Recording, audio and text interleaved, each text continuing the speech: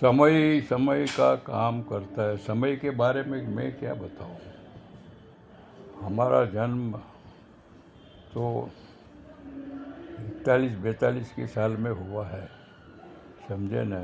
तो जन्म के बारे में 41 के साल से लेके आज दिन तक काम चालू ही चालू है। भगवान की दया से हमारे पास सब कुछ है। हमारे पास घर भी है, बच्चे भी है, बच्चे के बच्चे भी है, बच्ची है, बच्ची का बच्चा वो भी है, और सारा परिवार है। और परिवार इतना सुखमय जी रहे हैं कि किसी की अवगणना करना हमें पसंद नहीं है। हमने तो ये प्लेनों के बारे में सोचा, हमने भी यात्रा बहुत की है, मगर ये जब सुना तो इतना आघात लगा कि हमारे गुजरात के सीएम चले गए, जो बहुत अच्छे आदमी थे, अच्छा काम करते था। और दूसरा जो आदमी बच गया, उनका कुदरत ने कितना ज़बरदस्त नसीब लिखा होगा कि इतना गहरा सदमा के बाद भी बच गया। और कैप्टन जो था सुनील सबरवाल, और दूसरा कैप्टन था, वो दोनों पायलट, कैप्टन यानी पायलट चाहे तो अपना छलांग लगा के प्लेन से भाग सकते थे, मगर उन्होंने इतनी बहादुरी दिखाई। अगर बचना नहीं बचना वो ईश्वर के हाथ में काम है। वो तो मशीनरी है, कभी भी बिगड़ सकती है। उनके समय में और हम लोग के समय में कोई बता नहीं सकता है। ये तो कुदरत का काम है, कुदरत करता ही रहता है। आपको जिलाना है तो इतना साल जिलाएगा कि आप पछताओगे, और ले जाना है तो बचपन में ही ले जाता है। जो बच्चों ने अभी तक दुनिया नहीं देखी थी, वो बच्चे प्लेन में थे। वो बच्चे मासूम बच्चे थे, और मासूम बच्चे को भी ऊपर वाला ने समय नहीं था तो अपने साथ बुलाया लिया, उसका आत्मा को खींच लिया और अपने पास बुला लिया। न जाने कितने आत्मा इसमें तड़प तड़प के मर गया, मगर एक ही सुखी आत्मा था जिनका कोई बड़ा आशीर्वाद होगा माँ बाप का या दुनिया का, जो इनमें से निकल के बच गया। वो बच गया ऐसा कि चलते चलते गया, और बाद में सिविल हॉस्पिटल में भर्ती हो गया अहमदाबाद, जहाँ इनको मिलने के लिए हमारे प्राइम मिनिस्टर भी गए थे, और उनकी खबर अंतर पूछी। तब तो उनका भी नसीब खुल गया ना कि पीएम समक्ष वो जाकर उनको पूछते कि आप कैसे बचे। वो भी एक नसीब है। तो बचने वाला ऐसा बच गया कि सारी दुनिया में आज फेमस हो गया। तो आप भी ये जानते हो कि बचाने वाला ऊपर वाला है, हम लोग तो कुछ नहीं है। क्षण दो क्षण के मालिक है। वो मालिक ने जितना मालिक बोलो, भगवान बोलो, जो भी बोलो, उसने बचाया तो बच जाते। आज मैं भी 84 साल का हो गया, धर्मेंद्र जी मेरे से आगे है, मेरे से 4-5 साल बड़े हैं। हम लोग एक ज़माने में इतना स्ट्रगल करते थे, और साथ में मिलते थे, बैठते थे, उठते थे, मगर वो कुछ जानता नहीं है, क्योंकि बहुत समय से मैं उनको मिला भी नहीं। तो वो धर्मेंद्र जी और उस ज़माने के जितने कलाकार थे, वो हमारे साथ उठक बैठक बहुत होती थी। और मैंने भी 72-70 से लेके 76 तक दादा कोंडके का चंदू जमादार बना था, पांडु हवालदार उसका चंदू जमादार बनाया था।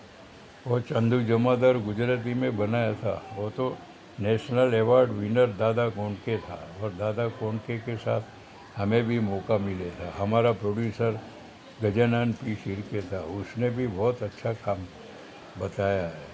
हमारे साथ चंद्रकांत पंड्या था, जयंत व्यास था, न जाने कितने कितने कलाकार थे, समझे न। तो उस पिक्चर चंदू जमादार में भी मैं हूँ, सेजल शुमरों में भी मैं हूँ, और बहुत सारे पिक्चरों में मैं हूँ, मगर वो पूरा नहीं हुआ है, आधा आधा बन के रह गया है। कुछ पैसों की तकलीफ़ थी, कुछ कहानियाँ थी, कुछ आर्टिस्टों की पजल थी, तो समय निकल गया। अभी इंडस्ट्रीज़ के बारे में तो आप सब जानते ही होंगे कि ये तो चलता ही रहता है। कौन किसको साथ देता है, इंडस्ट्रीज में कोई माँ बाप नहीं है, अपने आप स्ट्रगल करके आगे आना। उस ज़माने में शाहरुख खान घूमता हुआ था, और उसको एक सीरियल मिली थी सर्कस। उसके बाद शाहरुख खान कहाँ से कहाँ हो गया। सलमान खान को भी बच्चे थे, हम लोगों के समय में। बाद में सलमान भी बढ़ गया, आमिर खान भी घूमते थे। उस ज़माने में उसका बाप डायरेक्टर था। वो कहाँ से कहा वो लोग पहुँच गए, क्योंकि उसको बैकग्राउंड था। और क्या सलमान का बाप भी था सलीम, वो भी तो सलीम खान, उसने भी बहुत अच्छा काम किया है। उसने भी बहुत अच्छा स्ट्रगल किया है, बहुत अच्छा। प्रकाश मेहरा था, वो भी बहुत अच्छा पिक्चर बना। अमिताभ बच्चन भी घूमता था। हम लोग सब वो ज़माने में नरीमान पॉइंट में मिलते थे, मरीन ड्राइव की पालियों पे बैठते थे, गपशप लगाते थे। मगर वो हमें कहाँ से पहचानेंगे, क्योंकि वो तो बहुत बड़े कहाँ कलाकार बन गया। कलाकार जो बन जाता है वो कलाकार को भूल जाते हैं। हम तो भूले नहीं, हमारे साथ कितने ऊपर नीचे। विश्वजीत था, उसका आज ज़माना नहीं है। देव साहब है, वो तो गुजर गया। मनोज था, वो भी चला गया। अभी हम क्या है, हमारे ज़माने के, उस ज़माने के बड़े बड़े कलाकार चले गए।